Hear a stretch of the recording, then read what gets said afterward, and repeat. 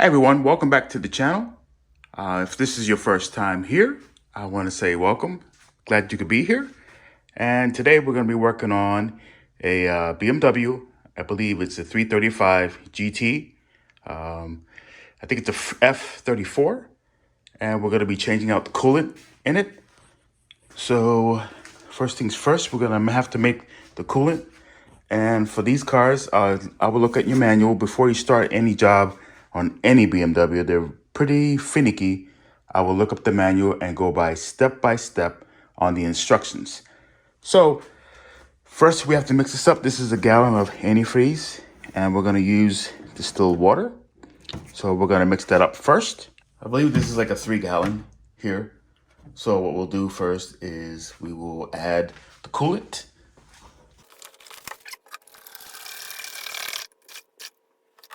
So it's a 1-to-1 ratio.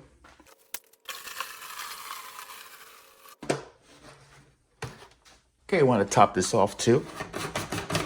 I don't like to have any air in here because when I'm going to fill up the car, it's going to have a tube in here. I'm not sure how far down it will go. So I'd rather just top this off. So I'm going to put a gallon, which is approximately, let's see here, 2 quarts. It's a half gallon. Kind of hard to see. Let me grab a flashlight. Add coolant to there, about 2 quarts, and then we'll add distilled water to it as well.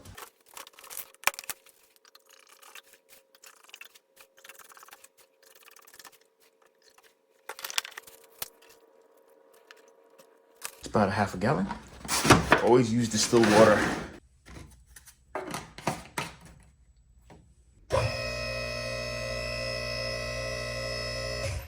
Okay, we got the hood open. First thing, you're gonna follow the instructions, whatever BMW says. That's what we're gonna do. So they're saying remove the cap, or they're saying release the cap. And that's what we're doing.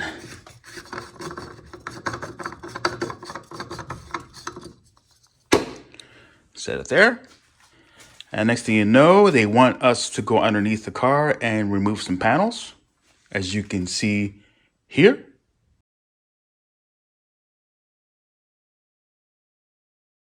Can't show you all the bolts at once.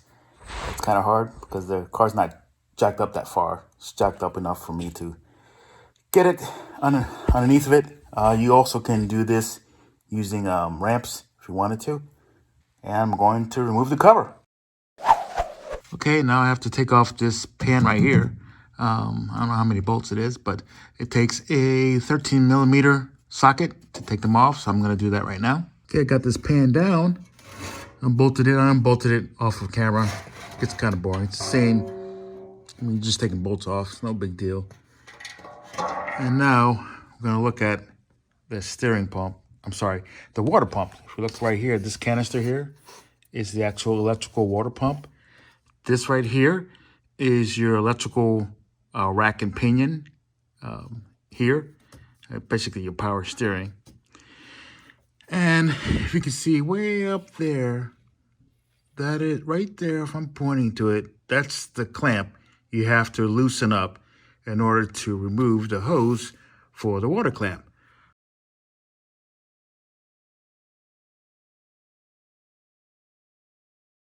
Now, why BMW does this way, I don't know. But coolant gets everywhere. It falls on top of this rack and pinion here, and then it just flows everywhere. It doesn't really flow in the pan. So what I've done is I'll crack that open, move the hose a little bit, and then let it just drain and just walk away. Just let it drain. It may take a while for it to drain, but as soon as you let go of that hose, it's like a waterfall. It gets everywhere. So first, let's protect this guy. We're gonna add some plastic around it because there's electrical here. You can see this here. This is your ground. This is your hot. This is electrical here. I really want to protect all of this. Make sure it doesn't get damaged. So let me grab some electrical, let me grab some plastic bags, open them up, and then I'll kind of like protect this. I have the plastic around this now. Now, BMW doesn't even mention about covering this at all. And it is a closed system. It's tightly closed. That way no water gets in it. You don't have to do this. BMW does not require it, not in their maintenance manual. So I'm just doing it. So I know I'm getting you guys all twisted here, but I still have to get that screw out, if you can see it. I have to remove that guy. And then hopefully it will just drip coming down or around this plastic in one piece. Again, I mentioned do not take the whole hose off. Just loosen it enough where it starts dripping and then just wait. Okay, I'm going to be draining in this. I want to capture everything. I do have a drain pan for coolant, but this thing seems to cover everything. Like if it were to drip outside of here or anywhere, it'll drip inside of this pan. I got it from Walmart. Cheap little thing. I think it holds. Let's see how much it holds. That's how much it holds. So that should be enough for coolant. Let's get this ready.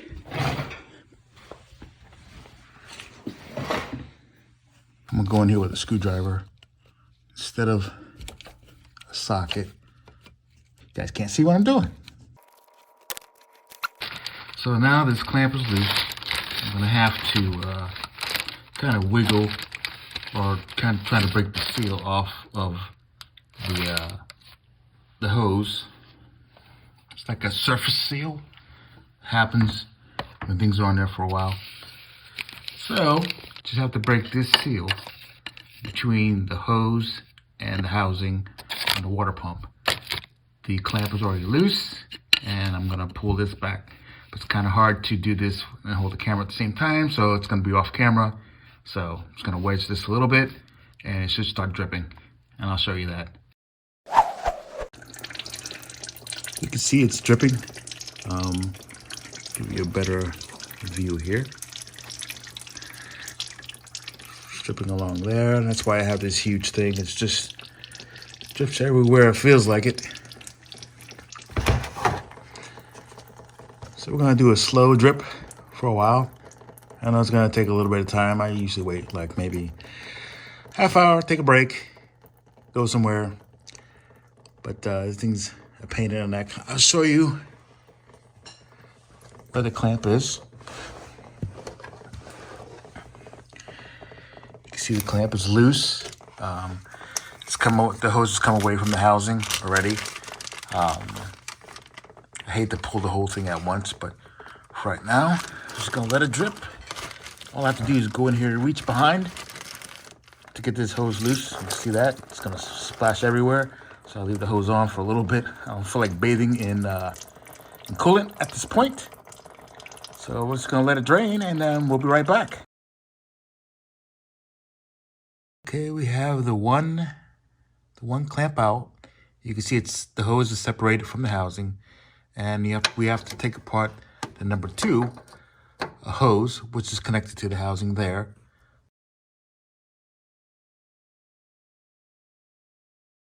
Ended up taking off the plastic. It was just getting in the way, and I should have learned from last time I did this that the plastic didn't really do anything.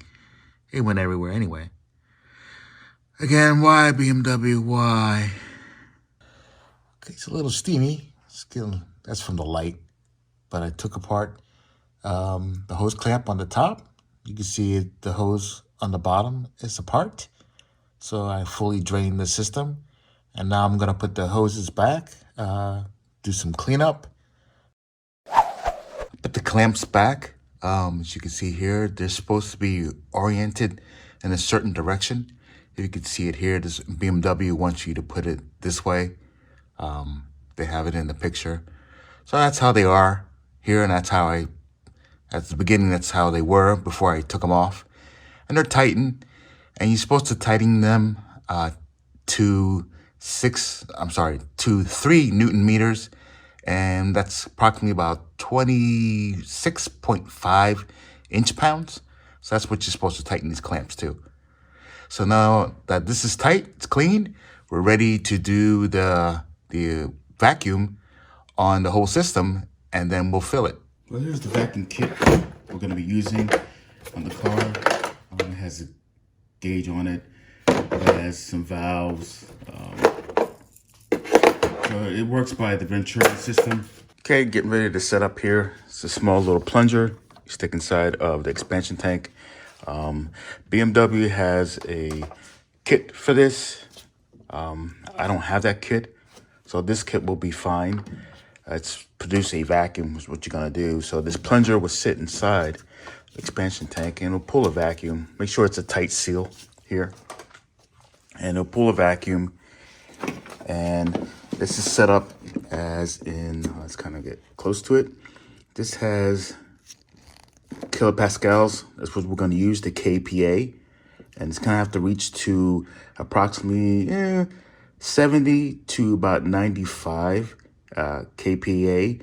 And BMW said it needs to be 0.7 through 0.95 bar. So the conversion to kilopascal will be 70 to 95. So we're gonna put it on 80 once we get going. And this system is pretty much the same as what BMW has. They have an extra valve here to shut things off, I guess for fluid, but it still works the same. It's doing the same thing. So I'm explaining this now because it gets noisy, because as the Venturi effect happens, air has to flow out and then it has to produce the vacuum, so it gets noisy. So you're gonna be shut off for a little bit. I can entertain you with music if you like, and we'll go through the process. Once we reach the vacuum that we're supposed to have, I'm gonna put it approximately about 80, and we'll have to hold it there. And it says to hold it there for 30 seconds. So we'll see. I may hold it for longer. I may hold it for 2 minutes. I'm not sure. We'll see when we get there.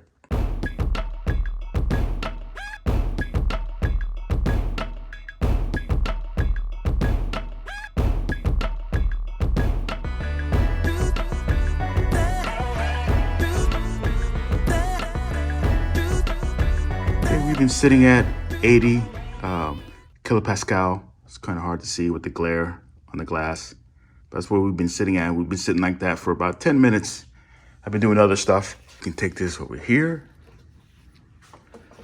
And I set up the coolant to be a little higher than the expansion tank. We do a vacuum. It says, and BMW says to make it at the same level, but it just needs to be same level or higher. You just don't want it to create any air pockets or any air bubbles in here in the tubes. So that's why they want you to position it either level or higher. Anyway, we're going to set this up where we're gonna pull this off, and we're gonna hook up the line and insert it inside of this gallon here. Not gallon, but this jug here, and then we'll start pulling coolant into the system. Make sure you don't touch this valve at all. I'm going to disconnect this guy here, like that. Put him off to the side. Double check the gauge. We're still setting, we're holding, which is great, no leaks.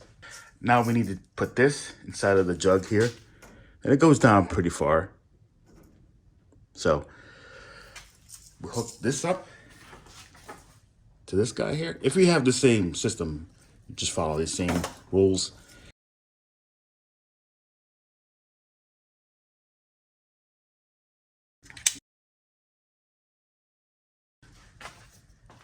So stick this inside.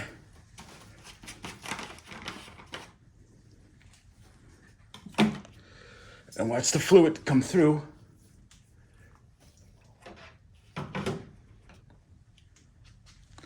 You guys can see that. It's up there.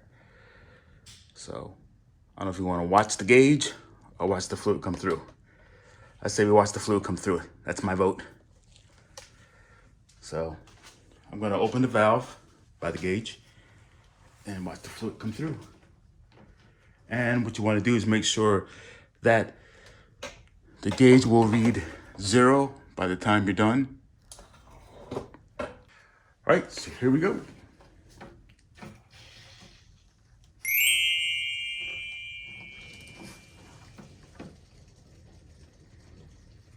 It's filling her up. The gauge is slowly dropping. It's kind of hard to see. I hate the blind. It has a glass on it. It gives it like a glare. But the gauge is dropping slowly. So we'll wait until it gets all the way to 0.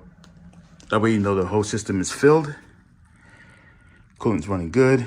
I don't see any, I see little tiny micro bubbles. But we still have to do a bleed system. or bleed procedure.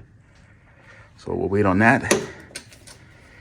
Meanwhile, I'm gonna go take a break. I did a boo-boo and left this in, and it created another Venturi effect where it started to empty out this gallon here. I lost a lot of coolant, unfortunately. So when I say take a break, take like a minute break, come back and check it. But it overflowed and spilled, filled up this whole tank, and you're supposed to leave it or take it up to the max level, then stop it, close the valve, and then remove the plunger that's in here. So by that time, there should be no vacuum on it anyway. So my fault. I got coolant all over the floor, so I got to clean that up. But in the process, I'm going to get ready to bleed/vent. So that'll be the next step. So let me get all of the tools just for that. Okay, at this point, we're going to follow the instructions here that BMW says to do. Definitely want to connect a battery charger to it. There's certain battery chargers that you should use, and not just any old one that you have. Just make sure you get the correct one. I'm not sure what BMW recommends. But anyway, this is what we're gonna do. We're gonna hook up the battery charger first, and then we'll follow these procedures all the way down the line. Okay, so we're ready for the venting/bleeding procedure. So what we'll do is we'll put the cap on so none of the fluid flies out of here.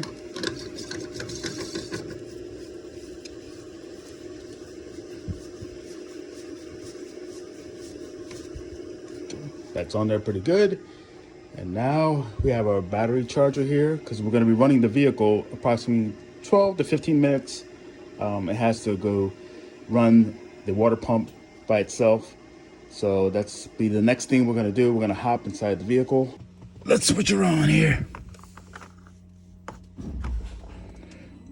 She's on. Next thing you got to do is put your heat up as high as you can.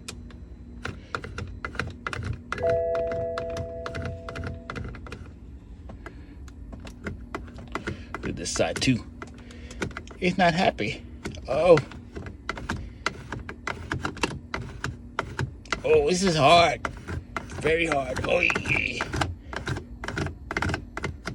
I think 84 is the highest it goes. And then you put your fan on low. And then you depress the accelerator pedal. Hold it for 10 seconds. And then the water pump should run. Another thing you want to be sure is that you're in park. You're not in eco mode. This doesn't show that at all.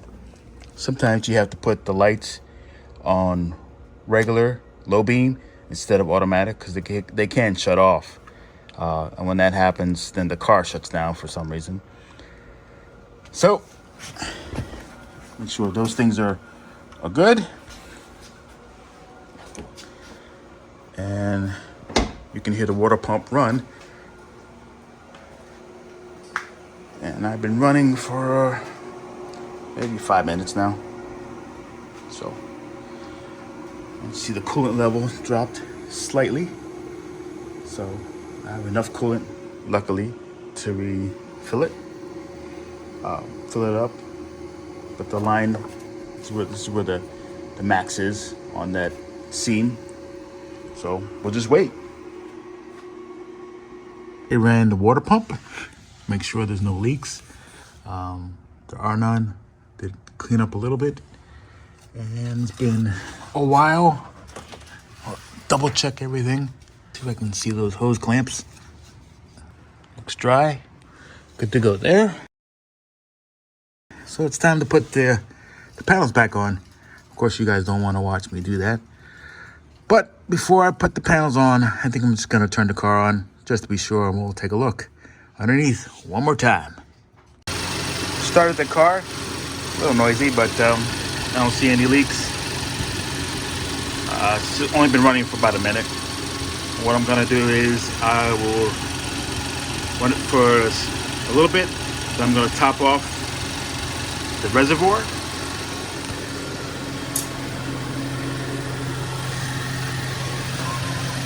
I still don't see any leaks. So we're good. Good. So I'm gonna shut the car off and put the panels on. All the panels are on. Tighten, ready to go. Next thing to do is drop the car and top off the coolant in the reservoir.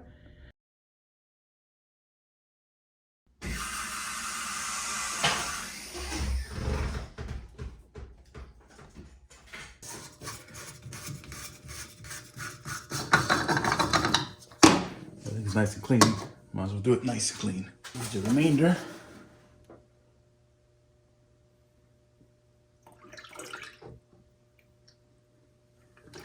It's not much.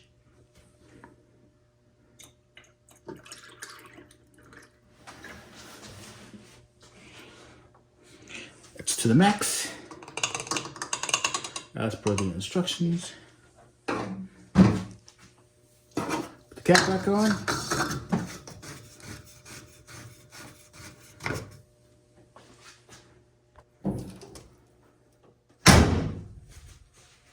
Let's take it for a drive.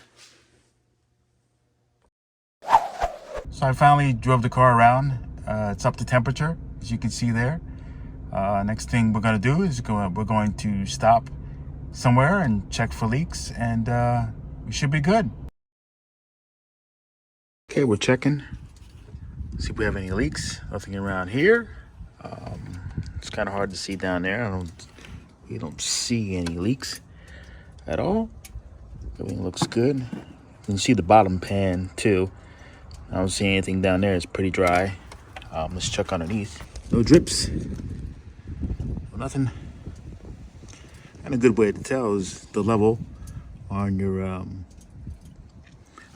reservoir. And that hasn't changed. Same level. So we're good. Okay, everyone. I want to say thanks for hanging out with me today. And if I haven't already said it, please have a good day.